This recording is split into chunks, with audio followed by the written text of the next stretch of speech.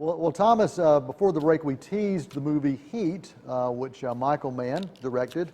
Got to work with Michael Mann back on Last of the Mohicans.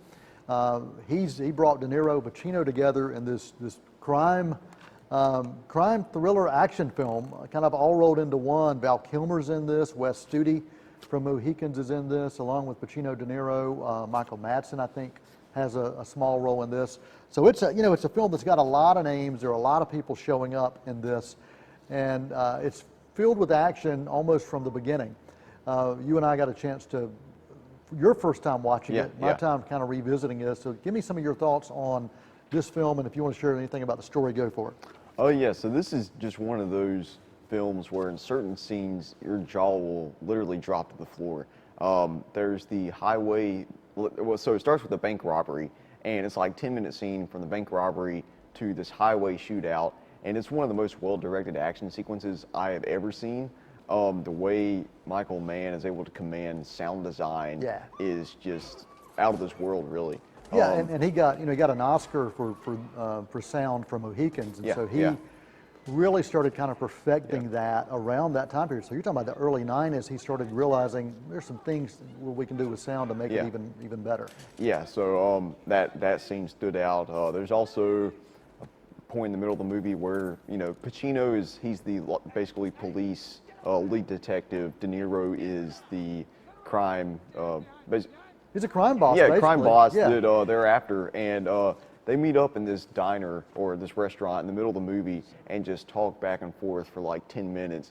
And that's another one of those scenes that's perfectly written, perfectly acted, perfectly directed, and it's just two people talking and completely different from this explosive highway shootout. But both of them are just as impactful, and that's the stamp of a good movie when a director is able to guide two completely different scenes like that, but make them just as incredible. Yeah, and two different types. I mean, because when you're talking about dramatic dialogue, you've got to have the talent that can pull that off, but you've also got to have the dialogue to make it engaging. And this did, and it's one of the most memorable, shootouts on film that I've ever seen. Yeah. And going back and seeing it again just reminded me of how good Michael Mann is when he pulls his pieces together.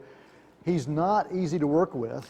Yeah, I remember hearing stories. Not easy to work with, but man, what he ends up putting on screen, makes it, I guess, all worthwhile for anybody who can survive working with him. It is an amazing film.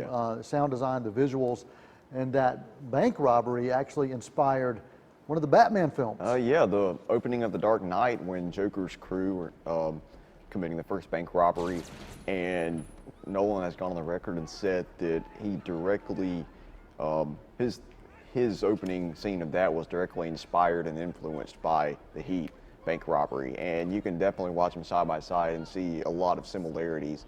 And you can also, another thing that stood out was the musical score. Yes. It was a lot of ambiance, you can see that Hans Zimmer was influenced by that heavily as well. Yeah, just building up suspense, and it's not like a melodic tune really, but it's just there to create this feeling of tension. Yeah, it was the score was very atmospheric. Yeah, and it really did. As we were watching it, I'm like, man, this sounds like something Zimmer has done in kind of his later years. Well, The Dark Knight had a soundtrack very similar to that. Absolutely, and so especially watching that bank scene and hearing the way score was used, I'm like, am I watching The Dark Knight? Yeah. And you realize just how much it probably did influence not just Zimmer, or not just Nolan, but Zimmer as well. Yeah. The cinematography was really gritty as well, and I really loved that. And just so glad they got a chance to revisit this movie. Yeah, the way Michael Mann is able to portray like the city of Los Angeles and the cityscape is really amazing.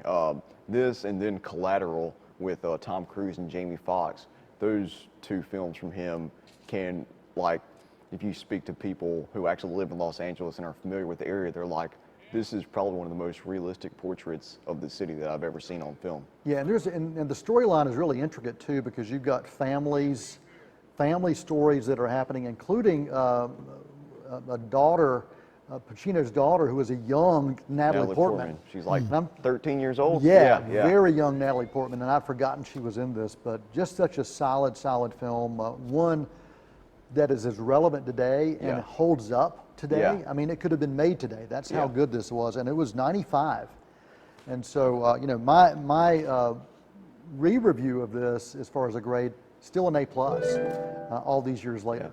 Yeah, it's an A+ for me as well, and I added it to my list of desert island films that it's like, if I only had like 5 movies to choose from to watch the rest of my life, this is one of them. That's awesome. We should do one of those sometime. We all Visit should. out. Yeah, We we'll do that. did years ago an older version of this show. We should do that again. We're talking about